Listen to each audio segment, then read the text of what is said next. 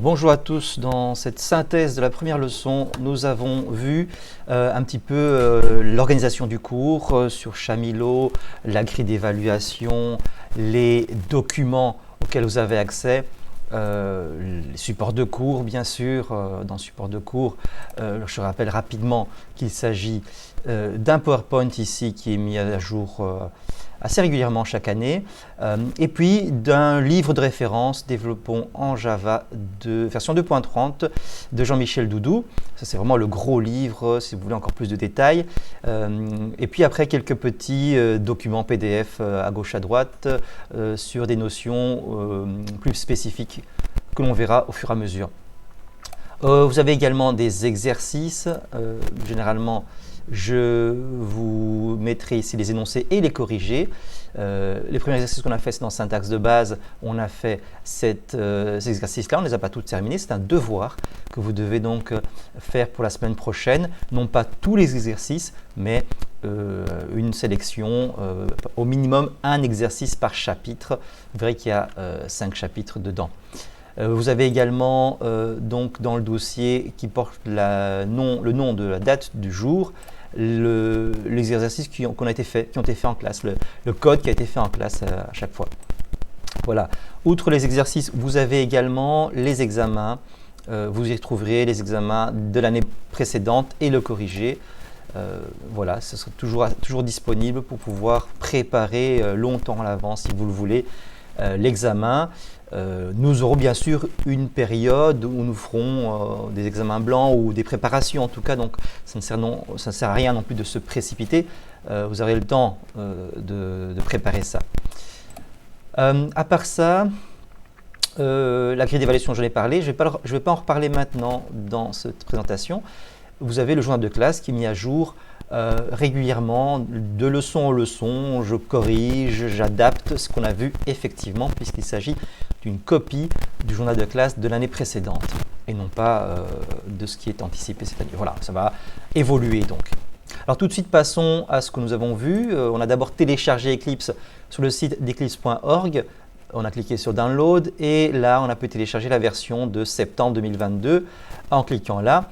Et vous vous retrouvez donc avec, dans votre dossier de téléchargement, l'installeur d'Eclipse et puis vous l'installez dans votre système.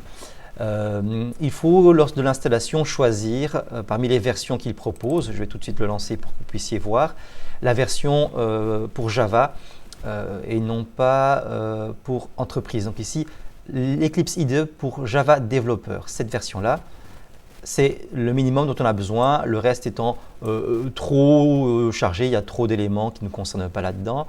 Ça c'est C++, ça c'est pour PHP et ainsi de suite. Eclipse est une plateforme qui permet de développer dans différents langages en plus du Java. Donc voilà, en cliquant là, vous pouvez ensuite installer. Donc je ferme ici l'installeur et moi j'ai installé Eclipse et au terme de l'installation, il m'a proposé de le lancer. Si je ne le retrouve plus, je peux toujours le retrouver à l'endroit où il a été installé. Ici, en l'occurrence, je pense qu'il l'a installé dans mon profil, dans mon profil utilisateur. Voilà, Eclipse. Voilà. Et là, je peux le relancer à nouveau. Si je ne sais plus où il est, il faut quand même que je réfléchisse au moment de l'installation. Je retienne bien l'adresse, l'emplacement de l'installation pour pouvoir le relancer par la suite. Vous pouvez aussi créer un raccourci vers l'application pour pouvoir le lancer plus tard. Les raccourcis, il en a mis un automatiquement sur le bureau. Si jamais vous avez besoin, vous pouvez très bien le faire par vous-même par la suite. Une fois Eclipse lancé, alors je vais le relancer ici, comme ça vous voyez un petit peu ce qui se passe au démarrage. Il demande le workspace. C'est tout simplement un dossier dans lequel il va sauvegarder vos projets. Par défaut, il crée un dossier à cet endroit-là, à l'endroit de l'installation. Comme vous pouvez voir dans mon profil, il y a le dossier Eclipse dans lequel est installé l'environnement de développement intégré, le logiciel Eclipse. Et puis à côté, il y a le dossier qui contiendra tous mes projets. Et c'est donc ce dossier Eclipse Workspace. Je peux changer, c'est à créer un autre dossier ailleurs si je veux. Je lui demande éventuellement d'enregistrer ce choix et de ne plus me le redemander à chaque fois que je lance l'environnement de développement. Comme ça, le lancement se fera plus rapidement. Voilà, alors je ferme tout ceci et je reviens un petit peu sur ce qu'on a vu au niveau de l'interface graphique. On a parlé des vues, ces mini-fenêtres, Outline, Package Explorer, Problems, Javadoc, Declaration, des petites fenêtres qui permettent de présenter des informations, des éléments dans l'interface. On peut les réafficher, les afficher à nouveau avec le menu Window, Show View, Package Explorer, alors voilà, Window, Show View, Outline. Et puis, en fait, toutes ces vues-là sont enregistrées sous le nom de perspective.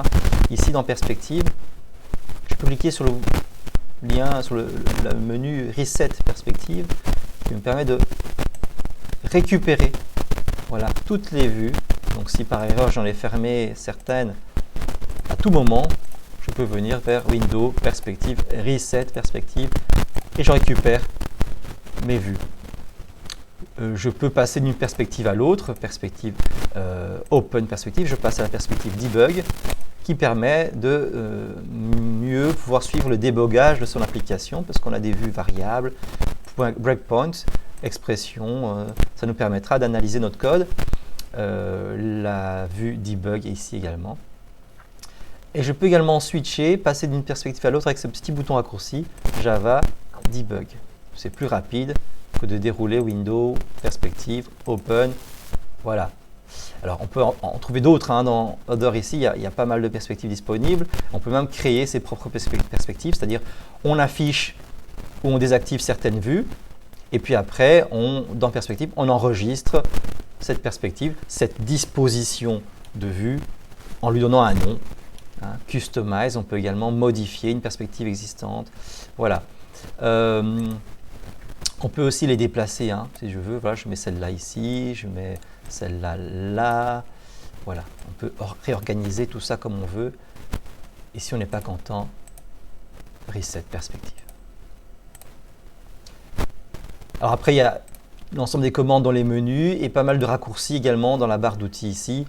Raccourcis importants pour créer des nouveaux projets, des classes, etc., des éléments de la classe, des codes sources, des dossiers de code source. Et puis ici, un bouton de raccourci pour créer rapidement également des classes, des packages, lancer un projet, lancer en mode débugage, enregistrer un fichier, enregistrer tous les fichiers ouverts.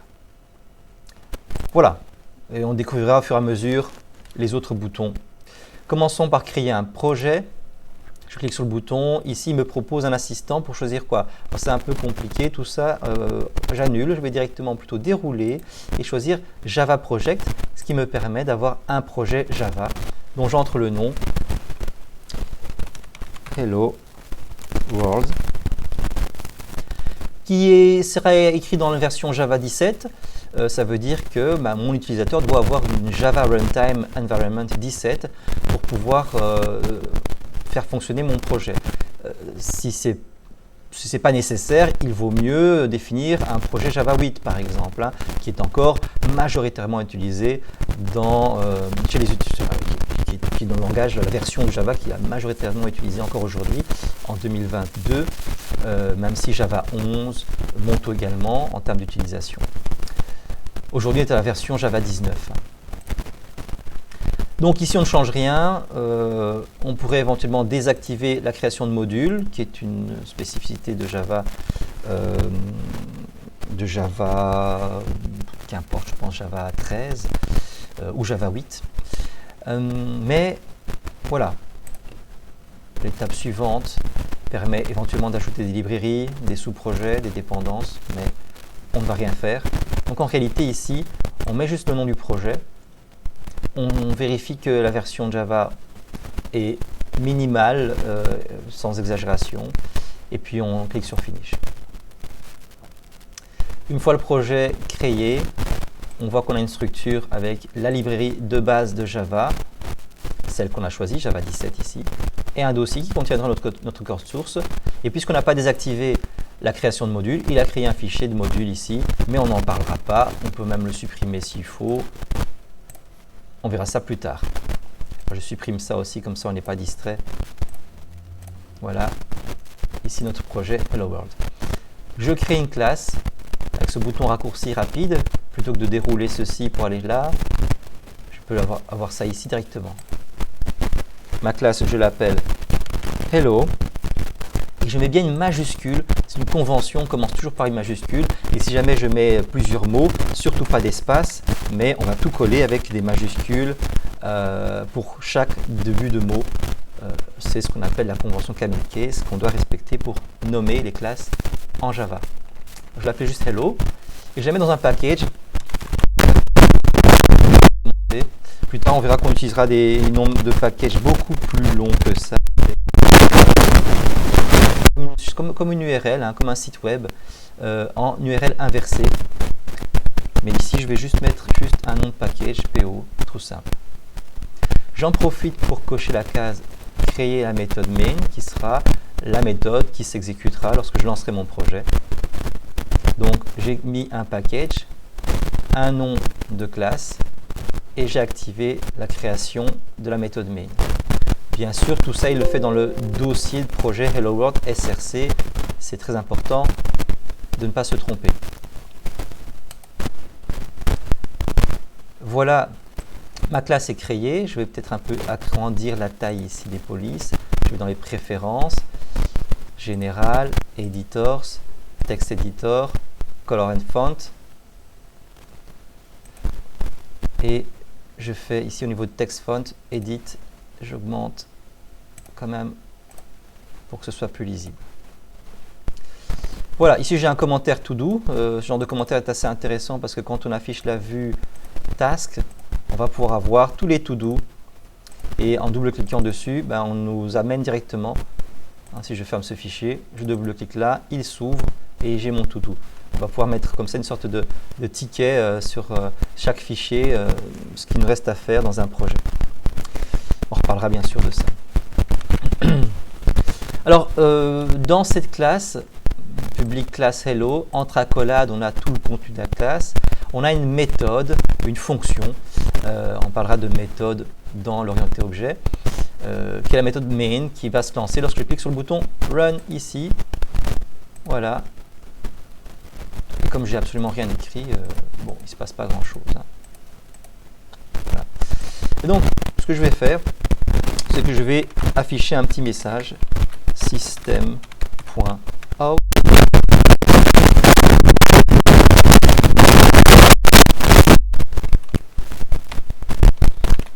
Bonjour, le monde. Je sauve et je lance. Et j'ai ma console qui apparaît avec ce message.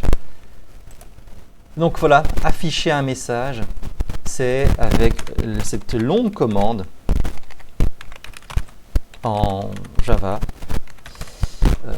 system out println. Et je peux afficher donc d'autres messages si je veux. Il y a un petit raccourci pour system out println, c'est CISO en minuscule, contrôle espace, ça m'écrit, c'est donc une sorte de snippet, un petit raccourci, ça m'écrit system out println rapidement.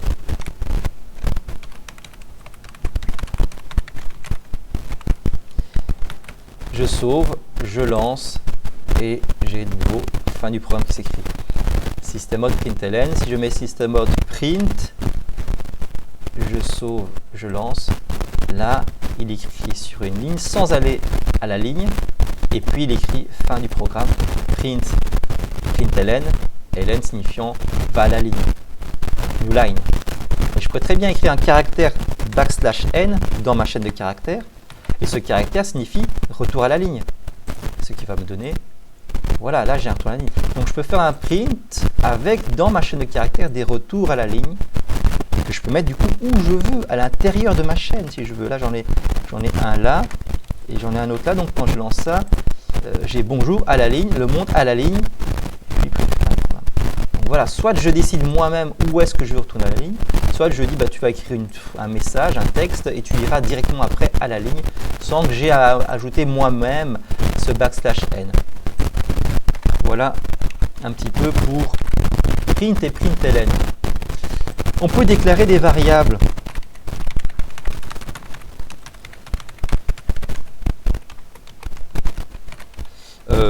Des entiers, int nb, égale 10. Là, je déclare cet entier. Je vais l'appeler plutôt âge, voilà. Et je l'affiche. Tiens, on va afficher ciseaux âge. Chaque fois je sauve, CTRL S et je lance. Et j'ai bien 10 qui s'affiche. Je peux afficher le contenu d'une variable directement. Ou bien faire une phrase, ciseaux âge, espace, que je concatène avec la variable âge. CTRL S, CTRL F11. Et là, on a bien âge 2.10. CTRL F11 pour lancer rapidement au lieu de cliquer sur ce bouton-là. Donc là, j'ai affiché à l'écran une chaîne de caractères avec une variable à l'intérieur. Et donc, j'utilise la concaténation. Je pourrais utiliser des chaînes de caractères formatées, mais bon, on verra ça peut-être une autre fois. Donc, on peut déclarer des entiers, on peut également déclarer des doubles, donc des nombres réels. Ici, ce serait un prix, c'est 100, pardon, on va faire 99,9. Voilà, c'est un prix un peu comme ceux qu'on trouve aujourd'hui, hein, des prix un peu à l'arrondi bizarre. Et l'afficher évidemment.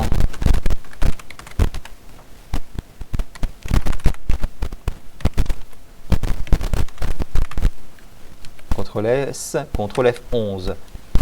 Voilà. Des booléens également. Booléen permis true. Et puis là, on pourrait donc dire si tu as un permis, if permis, alors on affiche. Tu as un permis. Sinon, on affiche tu n'as pas de permis. On va pouvoir faire comme ça, 3 petits points. CTRL S, CTRL F11, tu as un permis. Et si je mets à false, CTRL S, CTRL F11, tu n'as pas de permis. Voilà, avec un booléen, je peux faire donc une structure alternative, hein, analyser la valeur de ce booléen.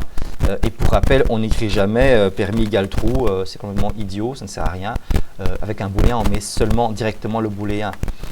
Par contre, si c'était l'âge,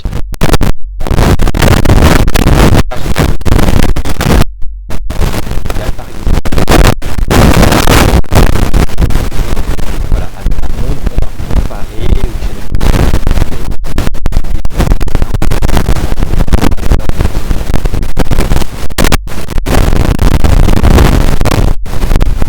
voilà, on peut déclarer toutes sortes de types primitifs. Je ne vais pas parler plus tard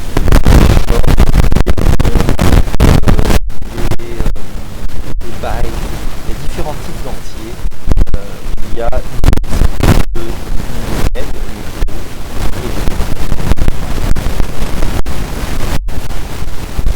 c'est au niveau de la taille de cet entier-là, très petit entier, moyen, grand entier, très grand entier, au niveau de la valeur maximale de cet entier. Et le double d'un très grand nombre. Donc voilà, qu'est-ce qu'on peut faire? On pourrait faire un peu varier tout ça en faisant de la lecture de données. Demander à l'utilisateur de donner ça.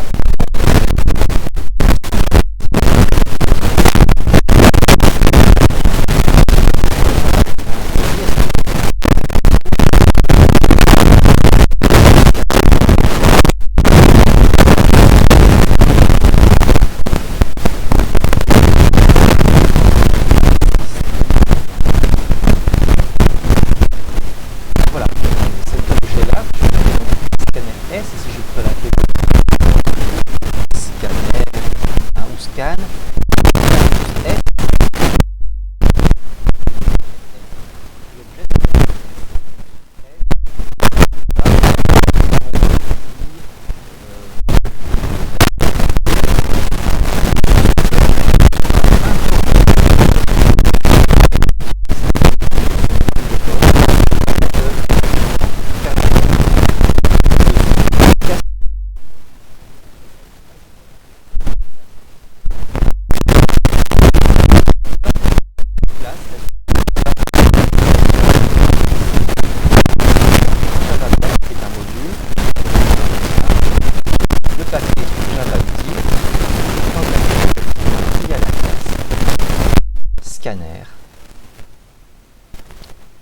Voilà.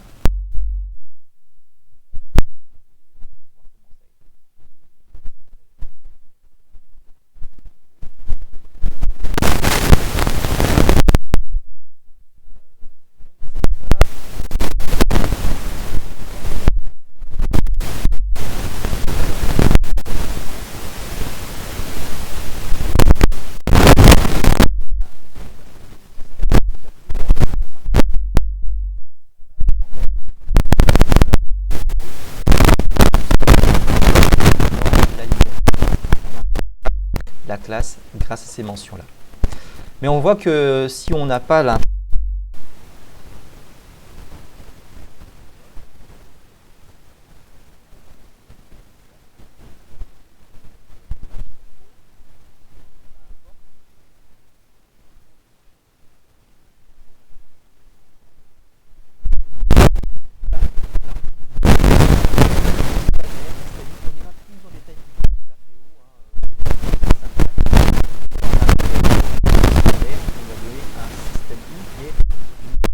par défaut.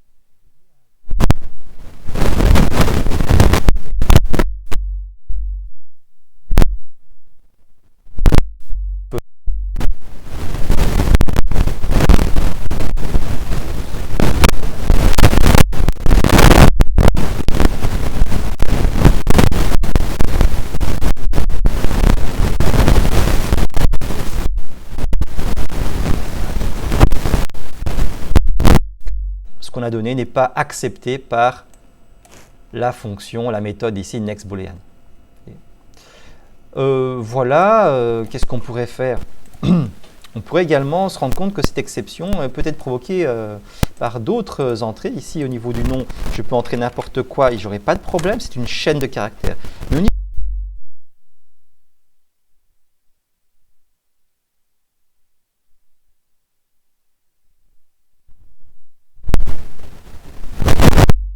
int ou des next boolean, etc.,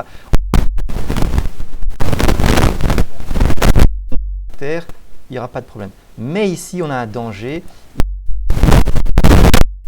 Avec un petit try catch ici pour éviter que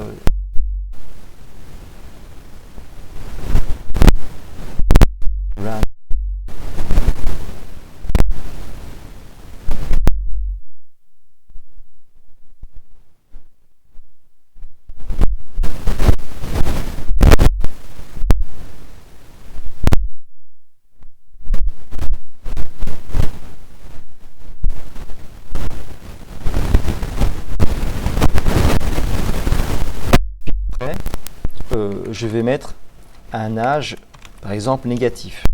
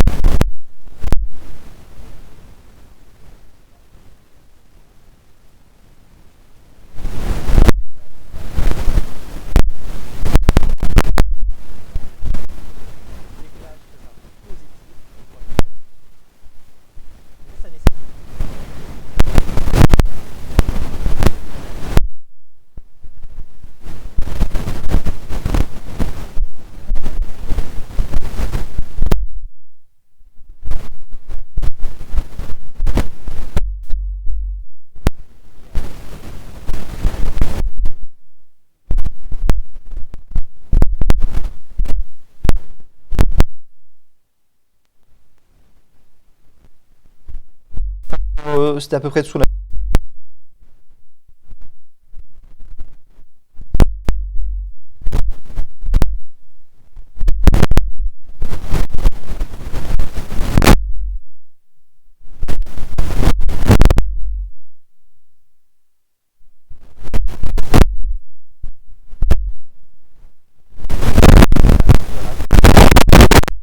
l'heure de...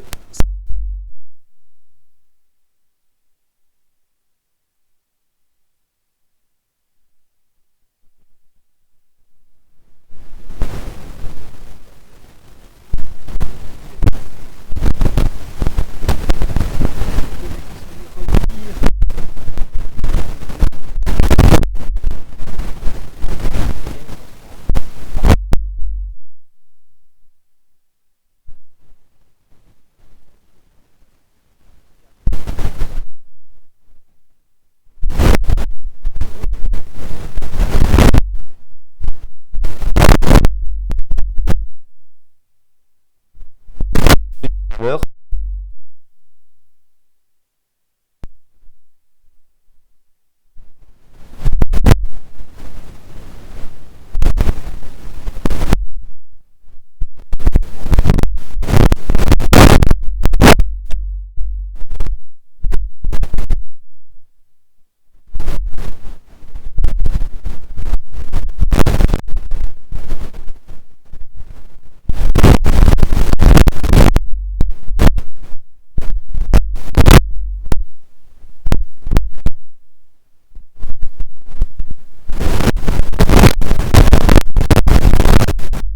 Fichier.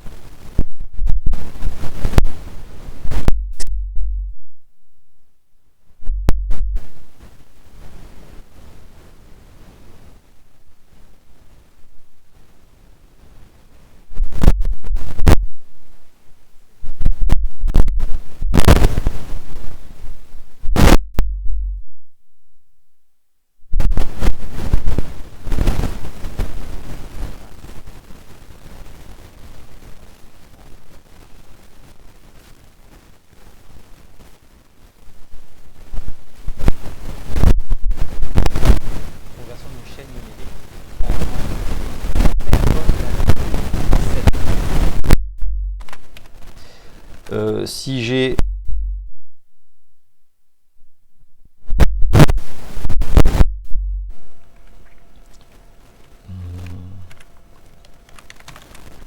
alors j'écrirai double point parse double